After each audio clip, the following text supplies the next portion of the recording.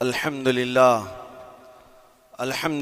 الحنان المنان الذي خلق الإنسان وعلمه البيان والصلاة والسلام على رسوله سيد الإنس والجان وعلى آله وأصحابه ذوي الخير والإحسان أما بعد فأعوذ بالله من الشيطان الرجيم بسم الله الرحمن الرحيم وما الله بغافل عما يعمل الظالمون انما يؤخرهم ليوم تشخص فيه الابصار صدق اللہ مولانا العظیم۔ بارگاہ رسالت مآب صلی اللہ تعالی علیہ وسلم میں درود پاک کا ہدیہ پیش کریں۔ اللہم صلی علی سیدنا و مولانا محمد معدن الجود والکرم وآلہ واصحابہ الکرام وابنہ الکریم وبارک وسلم صلاة دائمة سرمدا ابدا۔ عزیزان گرامی وقار، اللہ کریم کو سب سے زیادہ ناپسند چیز جس کا ذکر قرآن پاک میں بھی ہے وہ ظلم ہے۔ ظلم کو اللہ تبارک و تعالی ہرگز پسند نہیں فرماتا، اور ظلم کا مطلب صرف کسی پر ہاتھ اٹھانا ہی نہیں بلکہ کفر اور شرک بھی بہت بڑا ظلم ہے۔ قرآن پاک میں اللہ نے فرمایا ان الشرک لظلم عظیم، اللہ کے ساتھ کسی کو شریک ٹھہرانا بہت بڑا ظلم ہے، اور اس ظلم کی بہت ساری شاخیں ہیں جو آج ہم دنیا میں دیکھ رہے ہیں۔ انسان کسی نہ کسی جگہ پر ظلم کرنے کا شکار ہو جاتا ہے، ظالم بن جاتا ہے۔ اور ظلم کی تعریف اگر دیکھیں عربی میں تو یوں کہا گیا وضع الشیء علی غیر محلہ، کسی چیز کو اس کی جگہ پر نہ رکھتے ہوئے، اس کی حیثیت کی جگہ پر نہ رکھتے ہوئے دوسری جگہ پر رکھ دینا، یہ ظلم کہلاتا ہے۔ حقدار کو حق نہ دینا یہ ظلم ہے، یا اپنے حق سے زیادہ کسی سے چھین لینا یہ بھی ظلم ہے۔ اور یہ ظلم کی ایک دو نہیں ہزاروں مثالیں ہیں، لیکن قرآن ہر ظلم کی مذمت کرتا ہے۔ اللہ کریم کئی جگہوں پر ارشاد فرماتا ہے ان اللہ لا يحب الظالمین، اللہ تعالیٰ ظالموں کو ہرگز پسند نہیں فرماتا۔ میرے عزیزو، گناہ بھی ظلم ہے، جیسے کہ قرآن میں اللہ نے فرمایا وَلَوْ أَنَّهُمْ إِذْ ظَلَمُوا أَنفُسَهُمْ، جب لوگ اپنی جانوں پر ظلم کر لیں تو اے محبوب آپ کے دربار پہ آئیں۔ یہ جو آیت ہے، ظلم کا مطلب کیا ہے؟ انسان جب گناہ کرتا ہے تو وہ اپنے آپ پر ظلم کرتا ہے۔ ظلم کی بہت ساری شاخیں ہیں، اور ظالموں کو اللہ پسند نہیں فرماتا، چاہے وہ اپنے اوپر ظلم کیا ہو یا کسی نہتے پر ظلم کیا ہو۔ آج دنیا میں جو حالات ہم دیکھ رہے ہیں، ظالموں کا ظلم عروج کو پہنچا ہوا ہے، اور قرآن پاک میں رب تعالیٰ نے ظالموں کی نشانیاں بھی بیان کی، ایسا نہیں کہ یہ پہلی مرتبہ ہوا ہے۔ اللہ تعالیٰ فرماتا ہے وَكَم مِّن قَرْيَةٍ أَهْلَكْنَاهَا، کتنی بستیاں ایسی ہیں جن کو ہم نے ہلاک کر دیا۔ رب تبارک و تعالیٰ نے ان کو ختم کر دیا کیونکہ وہ ظالم تھے۔ ظالموں کی بستیاں جو ہلاک ہوئیں، قرآن پاک میں 3 مثالیں آپ کو بتاتا ہوں۔ ایک نوح علیہ السلام کی امت اور ان کی آبادی، دوسری حضرت لوط علیہ السلام کی قوم، تیسری حضرت صالح علیہ السلام کی قوم۔ یہ تینوں قومیں ایسی ہیں، گناہ میں تو تھی لیکن غرور بہت زیادہ تھا، گھمنڈ بہت زیادہ تھا۔ آج کے دور میں اگر کسی کے پاس پیٹروٹ میزائل ہیں اور بم بارود کی طاقت رکھتا ہے، نیوکلیئر پاور ہے، تو وہ یہ سمجھتا ہے مجھے کوئی شکست نہیں دے سکتا۔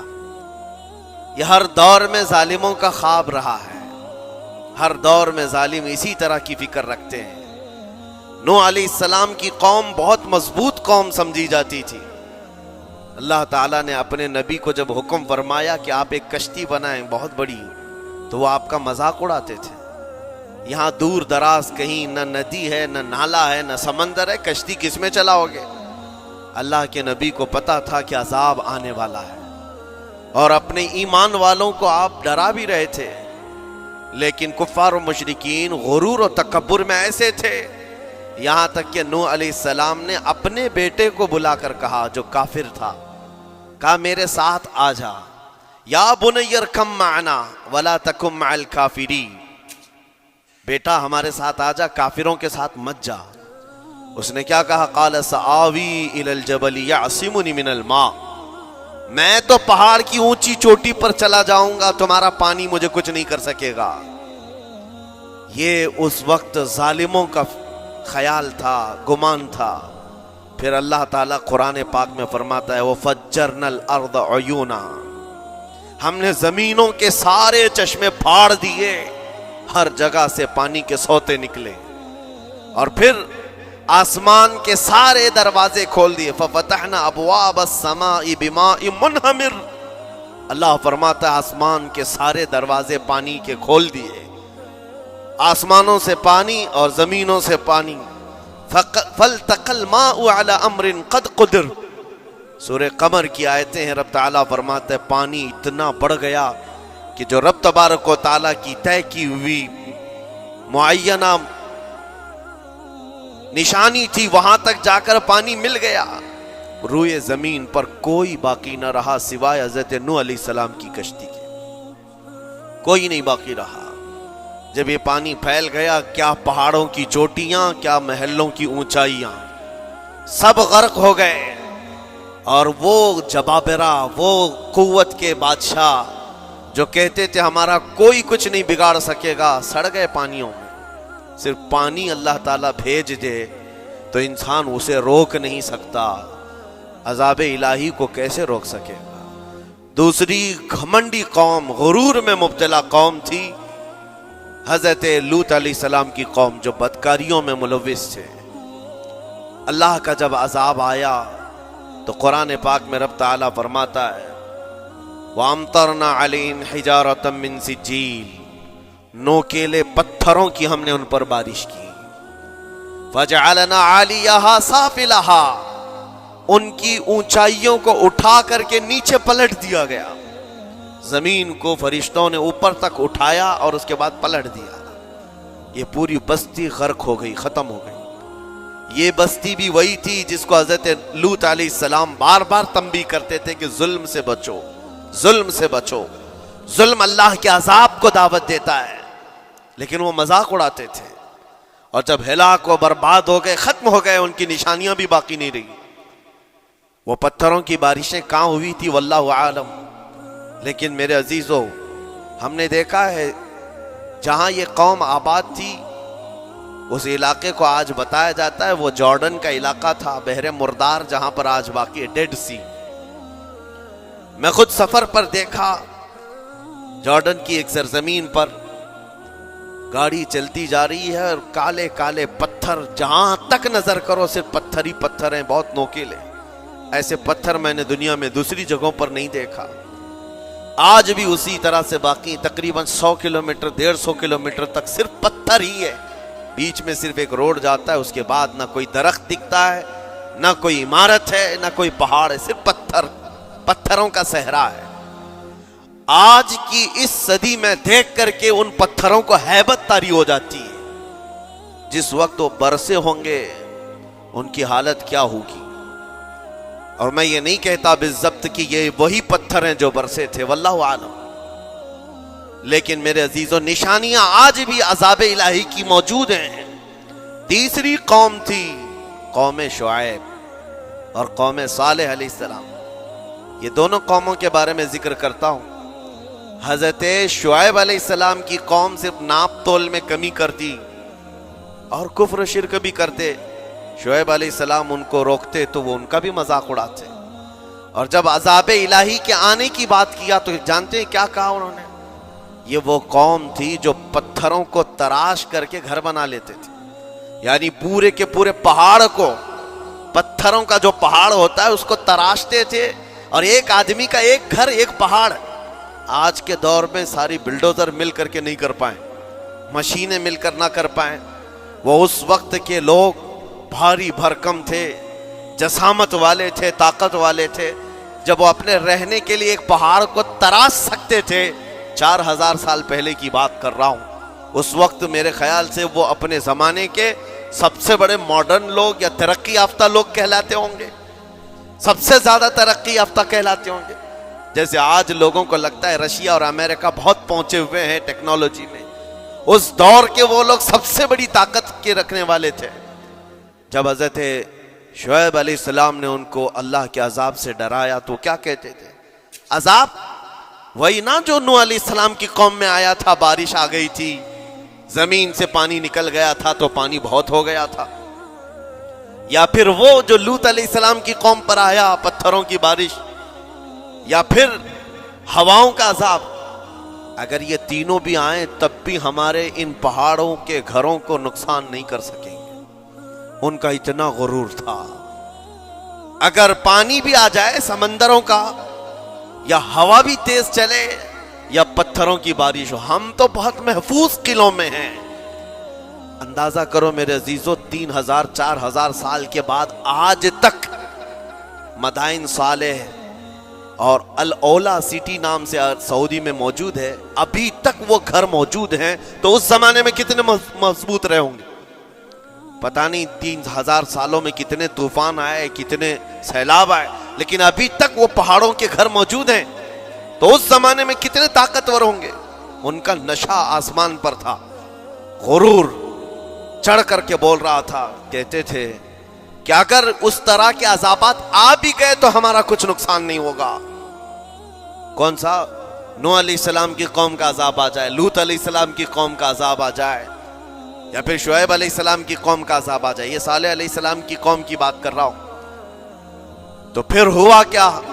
اللہ کے نبیوں نے انہیں ڈرایا اللہ کے عذاب سے. باز آ جاؤ، اللہ وحدہ لا شریک کی طرف جھک جاؤ. وہ اکڑ تھی، غرور تھا کہ نبیوں کا مذاق کرتے. پھر ہوا کیا؟ قرآن کہتا ہے صرف ایک فرشتے کو اللہ تعالیٰ نے زمین پر اتارا، ایک فرشتے کو اتارا، اور اس کے بعد اس فرشتے نے ایک چنگھاڑ لگائی، ایک آواز کی.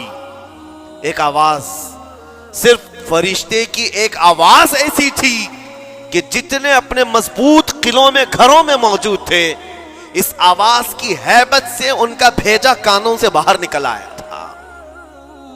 اور صبح کے وقت جب اس بستی میں جا کر کے دیکھیں تو سب کے سب اوندھے منہ گرے ہوئے تھے، ایک بھی اس میں سے بچا ہوا نہیں تھا. نہ نوح علیہ السلام کا طوفان آیا، نہ لوط علیہ السلام کی قوم پر برسنے والے پتھروں کا عذاب آیا، نہ ہی ہوائیں چلائی گئیں. ایک فرشتے کو بھیج کر رب تعالیٰ نے اپنی قدرت کا مظاہرہ فرمایا. اللہ کے کروڑوں اربوں لا تعداد فرشتے ہیں، ایک فرشتے کی طاقت ایسی ہے کہ اگر وہ اپنی آواز نکالے تو تمہارے کانوں سے بھیجا باہر نکل آئے. اللہ وحدہ لا شریک، وہ حی و قیوم کل بھی تھا اور آج بھی ہے. وہ رب ذوالجلال حی و قیوم ہے، طاقتور ہے اور ہمیشہ رہے گا. اور رب تبارک و تعالیٰ نے قرآن پاک میں فرمایا، آپ یہ آیت تقریباً 3 جگہ قرآن میں آئی، وَإِذْ نَجَّيْنَاكُمْ مِنْ آلِ فِرْعَوْنَ يَسُومُونَكُمْ سُوءَ الْعَذَابِ يُذَبِّحُونَ أَبْنَاءَكُمْ وَيَسْتَحْيُونَ نِسَاءَكُمْ وَفِي ذَلِكُمْ بَلَاءٌ مِّن رَبِّكُمْ عَظِيمٌ.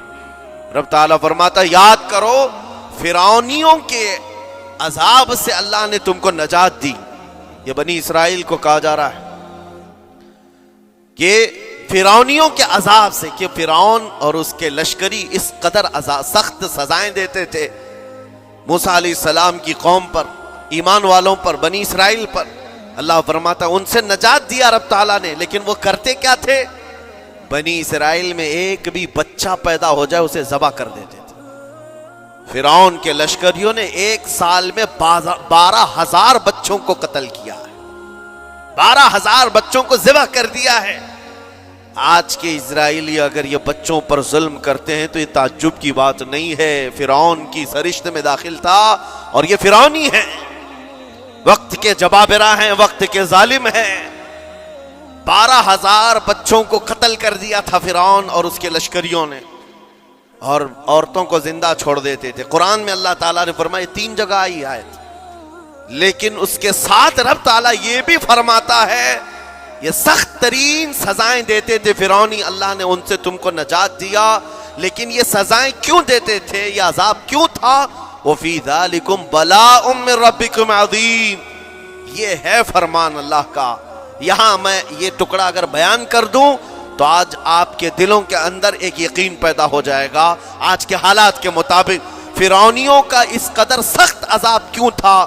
رب تعالیٰ فرماتا ہے اے مومنوں، ان تمام معاملات میں اللہ کی طرف سے تمہارے لیے بڑا امتحان تھا. یہ امتحان تھا اور وہ امتحان آج بھی ہے اور ہر زمانے میں رہے گا. ستیزہ کار رہا ہے ازل سے تا امروز، شرار ابو لہبی سے چراغ مصطفی. ہر زمانے میں حق و باطل کے معرکے ہوتے رہیں گے. لہٰذا آج کے دور میں یہ سب حالات جو پیدا ہوئے، مسلمانوں کو، مومنین کو ذرا برابر بھی نروس ہونے کی ضرورت نہیں. تم جس دین سے وابستہ ہو، اس دین کی حفاظت کا ذمہ اللہ نے اپنے ذمے لیا ہے. یریدون لیطفئوا نور اللہ بافواہہم. قرآن میں اللہ فرماتا ہے کفار و مشرکین اپنے منہ کے پھونکوں سے اللہ کے اس چراغ کو بجھانا چاہتے ہیں، اللہ اپنے اس چراغ کو مکمل کر کے رہے گا. یہ اسلام نور الہی ہے، اللہ کا نور ہے اور اس کو صبح قیامت تک رہنا ہے. اور ہم جیسے اور بھی آئیں گے اس زمین پر اور آئیں گے جاتے رہیں گے. یہ آبادیاں ہیں، بدلتی رہیں گی، خدائی قانون ہے، لیکن اسلام نہ کل بدلا تھا، نہ آج، نہ قیامت تک بدلے گا. ہم سب کا امتحان ہے میرے عزیزو، ہم سب کا امتحان ہے. لیکن ان حالات میں مومنین کو کرنا کیا چاہیے؟ انہیں اپنے ایمان کو مضبوط کرنا چاہیے. کبھی کسی کے اڑتے ہوئے چھیٹڑے اور ٹکڑے دیکھ کر تمہیں مایوس ہونے کی ضرورت نہیں. اب ہمارا مستقبل کیا ہوگا؟ میرے عزیزو، آج جو حالات ہیں یہ حالات کربلا سے زیادہ سخت تو نہیں ہیں. آج فلسطینیوں کو ہم نے دیکھا 6 ماہ کے، سال بھر کے بچوں کو سینے سے لگا کر کفن لپیٹ رہے ہیں. ان ماؤں کی کیا کیفیت ہوتی ہوگی؟ کبھی کبھار چھوٹی سی کلپ میں دیکھ کر کے آنکھوں سے آنسو بہ پڑتے ہیں. انہوں نے اپنے ہاتھوں سے نہ جانے کتنے بچوں کو ایک دن میں دفن کر دیا. 80 میتوں کو ایک قبر میں ڈال دیا کرتے ہیں. ان فلسطینیوں کو لاکھوں سلام، ان کے جذبات کو اور ان کی استقامت کو. ہم تو دعا یہی کرتے ہیں ان فلسطینی مسلمانوں کے برابر پوری دنیا کے مسلمان نہیں ہو سکتے. ہم تو ایک ناشتے پر صبر نہیں کر پاتے، وہ اپنے 10 بچوں اور خاندان والوں کے کٹے ہوئے چھیٹڑوں پر بھی کہتے ہیں اللہ ہمارے ساتھ ہے. ساری مصیبتیں دیکھ کر کے بھی وہ کہتے ہیں اللہ ہمارے ساتھ ہے. ان کے گھر اڑا دیے گئے، تباہ کر دیے گئے، راکھ میں بدل دیے گئے. اور نیوز اینکر، یہ دجالی میڈیا وہاں جا کر کے ان کے زخموں کو کھرید کر کے پوچھتا ہے تمہارا مال کیسے آئے گا، تمہارا گھر کیسے چلا گیا. لیکن ان حالات میں بھی وہ مسکرا کر کہتے ہیں اللہ نے دیا تھا، پھر اللہ ہے اور اللہ دے گا. ان کے ایمان کے برابر ہم نہیں ہو سکتے. لیکن میرے عزیزو، پوری دنیا کے مسلمانوں میں اس مسئلے نے آج ایک اتحاد کی فضا قائم کی ہے. اگر ہمارے درمیان آج بھی اتحاد نہیں ہو سکتا تو پھر میرے عزیزو، شاعر نے سچ کہا تھا جگہ جگہ کے تھک چکے ہیں تمہیں یہ ہنگامے، نشاط لذت خواب گرام بدل ڈالو. غلط روی سے منازل کا بعد بڑھتا ہے، مسافر و روش کارواں بدل ڈالو. آج کے حالات تمہیں اگر نہیں بدلنے پر مجبور کیے تو پھر بتاؤ کون سے حالات تمہیں بدلیں گے، کب تم بدلو گے؟ لیکن ان حالات پر آج بعض لوگوں نے یہ کہنا شروع کیا. میں نے چند دنوں پہلے ایک آیت پڑھی تھی، ایک بیان میں کہا تھا اللہ قرآن میں فرماتا ہے هو الذی ارسل رسولہ بالہدی ودین الحق لیظہرہ علی الدین کلہ. وہ اللہ ہے جس نے حق دین کے ساتھ اپنے رسول کو بھیجا ہے اور ہدایت کے ساتھ اپنے رسول کو بھیجا ہے. کیوں بھیجا ہے؟ لیظہرہ علی الدین کلہ، تاکہ وہ رسول پوری دنیا پر یہ دین غالب کرے. یہ دین غالب آئے گا. تو بعض مجھ سے کہنے لگے مولانا سٹیج پر بیٹھ کر چلاتے ہو، کئی کرسیوں پر بیٹھ کر کہتے ہو کہ تمہارا دین غالب آئے گا. تمہارا دین تو آج ٹکڑے ٹکڑے کیا جا رہا ہے، کوئی کچھ نہیں کر پاتا. ان ظالموں کو میں یہ کہتا ہوں، ان کو یہ میں کہتا ہوں، ان تمام حالات سے تم ہرگز یہ مت سمجھنا کہ دین غالب آئے گا. چاند پر بھی گہن لگتا ہے، لیکن جب گہن چھٹتا ہے تو چاند پورے آب و تاب کے ساتھ چمکتا ہے. آج اگر امت مصطفیٰ پر گہن لگا ہے تو میں اپنے ان تمام نوجوانوں سے جو ابھی عنفوان شباب میں داخل ہوئے ہیں، ابھی یہ دنیا کو دیکھنے کے قابل بنے ہیں، میں ان سے کہتا ہوں ان آندھیوں سے، ان طوفانوں سے گھبرا کر کے نہ تمہیں دین بدلنے کی ضرورت ہے، نہ تمہیں اپنا مسلک و مذہب بدلنے کی ضرورت ہے، بلکہ میں یہ کہتا ہوں نہ گھبراؤ مسلمانوں، ابھی خدا کی شان باقی ہے، ابھی اسلام زندہ ہے، قرآن باقی ہے۔ یہ ظالم کافر کیا سمجھتے ہیں جو روز ہم سے الجھتے ہیں؟ ابھی کربلا کا آخری میدان باقی ہے، ابھی تو کربلا کا آخری میدان باقی ہے۔ عزیزان گرامی وقار، میرے نبی کریم صلی اللہ تعالی علیہ وسلم نے جو فرمایا وہ ہو کر رہے گا، وہ ہو کر رہے گا۔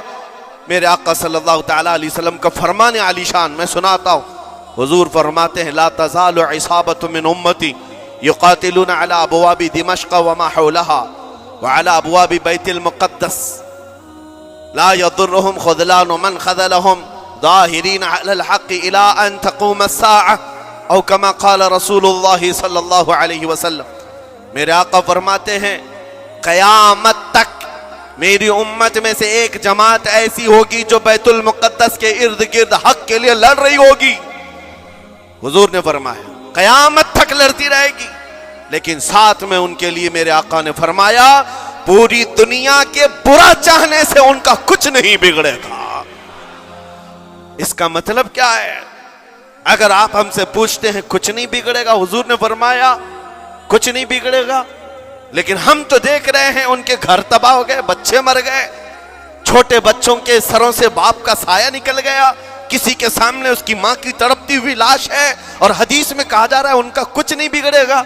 سب تو بگڑ گیا، مال بھی گیا، دکان بھی گئی، تجارت بھی گیا، گھر بھی گئے، اولاد بھی، رشتہ دار بھی، اور حدیث میں کہا جا رہا ہے کچھ نہیں بگڑے گا۔ میرے عزیزو یاد رکھو میرے آقا کا فرمان حق ہے، کچھ نہیں بگڑے گا کا مطلب کیا ہے؟ یہ تمام اسباب جانے کا مطلب یہ نہیں کہ بگڑ گیا، بگڑا تو اس کا ہے جس کا ایمان بگڑ گیا، ایمان جس کا گیا اس کا سب بگڑ گیا۔ اور ہم نے ان بچوں کو دیکھا ہے آج، ارے رات کو سوتے ہیں تو انہیں پتہ نہیں ہوتا صبح ہوگی بھی کہ نہیں ہوگی، لیکن اس کے باوجود ایک دل دہلا دینے والی بات میں بتاتا ہوں۔ مصر کی سرزمین سے لوگ پانی کے بوتلیں اور ڈبے اٹھا کر کے بارڈر پر جا رہے ہیں، لیکن فلسطین غزہ کے وہ مسلمان کہتے ہیں اپنا پانی تم رکھو، اللہ کریم ہمارے لیے کہیں سے اپنی ہی زمین سے پانی عطا کرے گا۔ ان کو لوگ کہہ رہے ہیں کہ آپ نہیں دیکھ رہے وقت کا بڑا فرعون روز الٹیمیٹم دیتا ہے 24 گھنٹے میں علاقہ خالی کرو، نکل جاؤ، گھر خالی کرو۔ کیسا ایمان ہے تمہارا کہ آنے والی بڑی بڑی میزائلوں کا اپنے سینے سے مقابلہ کرتے ہیں، اور کہتے ہیں کل سے ہم یہی تھے، آج بھی یہی ہیں اور یہی رہیں گے اور اسی مٹی میں دفن ہو جائیں گے۔ یہ جو استقامت ہے، اسی کو میرے آقا نے فرمایا دنیا ان کا کچھ نہیں بگاڑ سکے گی۔ ایمان اگر مضبوط ہے تو کچھ نہیں بگڑا ہے۔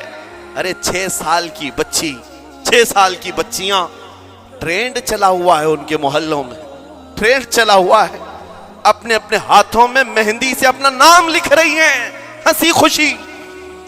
پوچھا ان سے کہ نام لکھنے کا ٹرینڈ کیوں چلا ہے ابھی جنگ کے حالات میں مہندی سے؟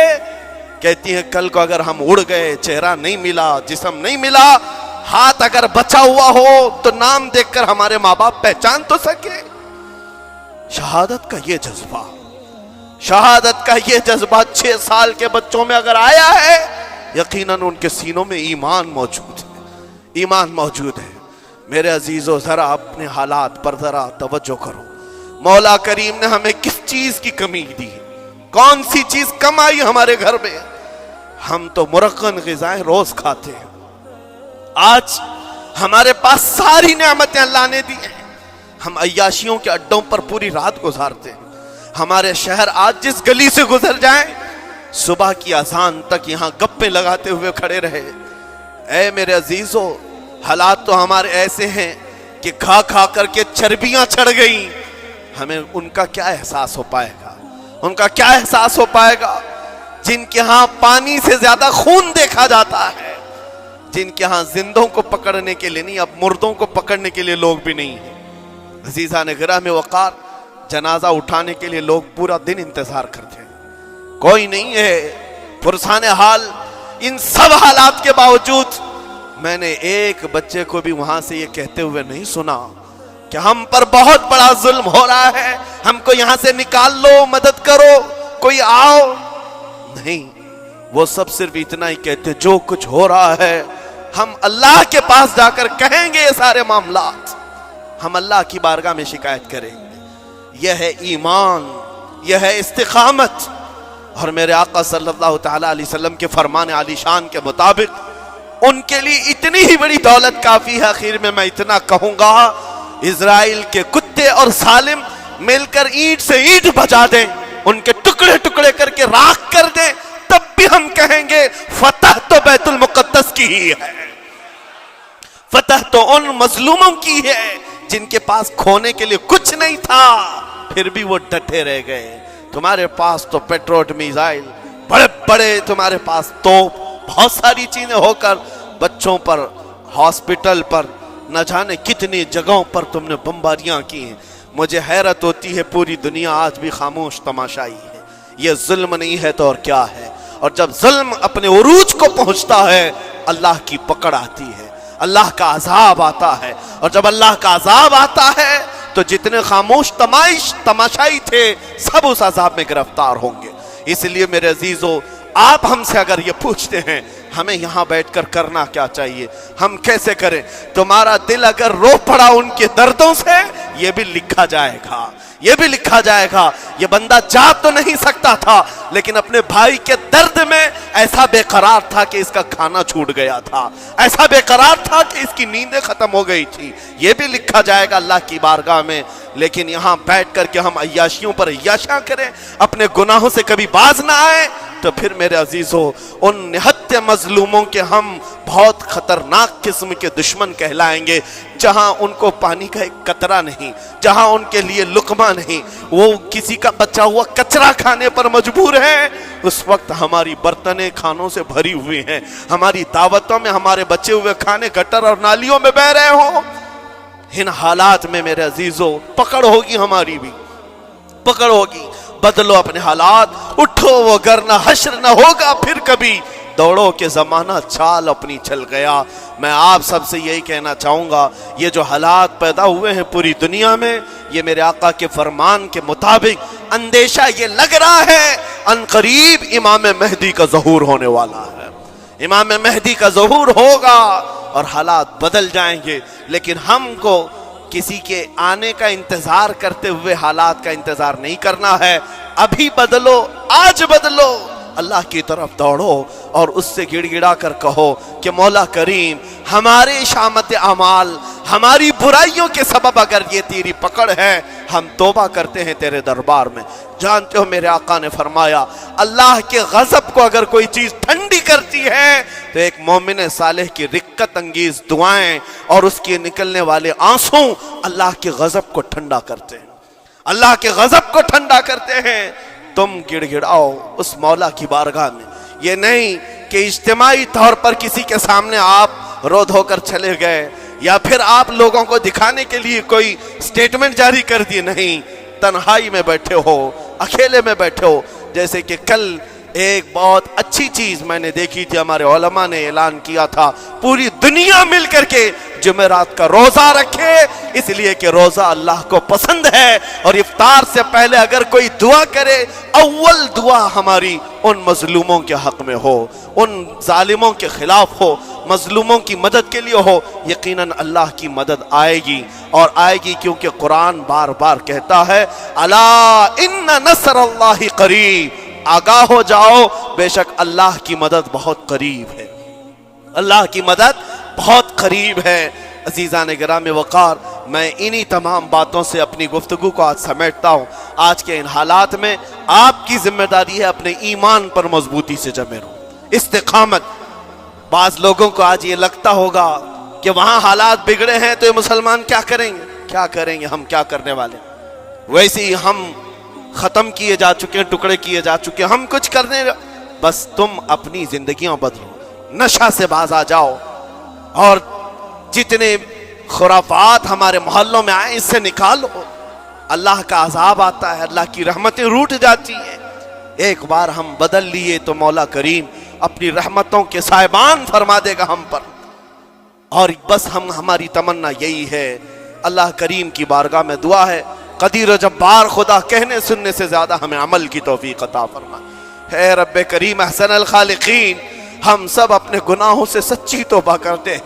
مولا ہمارے گناہوں کی وجہ سے اگر تیری سخت پکڑ ہے تو مولا تو اپنے غضب کو ٹھنڈا فرما دے, تو اپنے غضب کو ٹھنڈا فرما دے. مولا تو اپنے غضب کو ٹھنڈا فرما دے. اے کریم خدا, تیرے حبیب کی امت تڑپ رہی ہے اور ہر جگہ مولا ظلم و ستم کا نشانہ ان غریب مظلوموں کو بنایا جا رہا ہے جن کے پاس ایک وقت کا کھانا بھی باقی نہیں رہا.